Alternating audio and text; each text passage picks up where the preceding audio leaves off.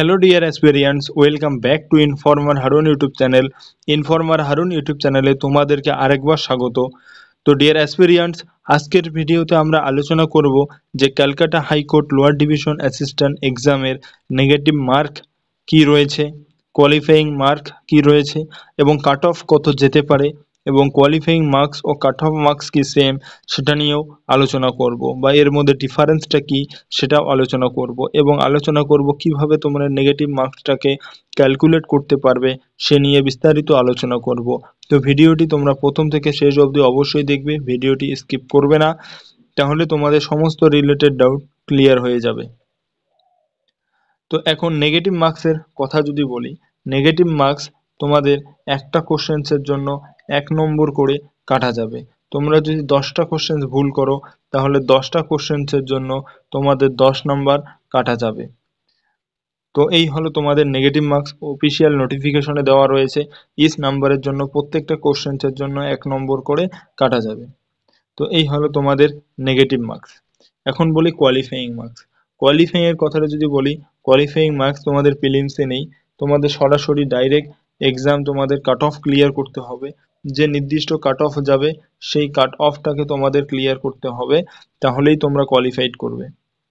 এবং এখানে নির্দিষ্ট কোনো 40%, 45% এরকম নির্দিষ্ট কোনো কোয়ালিফাইং মার্কস নেই।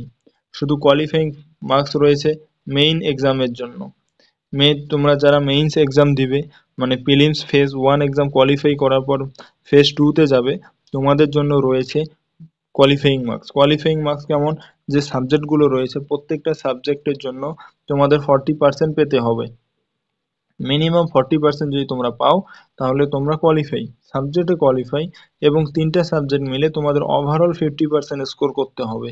এবং ওভারঅল যদি তুমি 50% স্কোর করতে পারো তাহলে তুমি এই ক্যালকাটা হাইকোর্ট লোয়ার ডিভিশন এক্সামে তুমি কোয়ালিফাইড, ফেজ 2 তুমি কোয়ালিফাই করতে পারবে। এই গেল তোমাদের হচ্ছে কোয়ালিফাইং মার্কস রিলেটেড। এখন কথা বলবো কাট অফ। কাট অফ এখনো অবধি এক্সাম হয়নি এবং কোশ্চেন পেপারও আমাদের জানা নেই।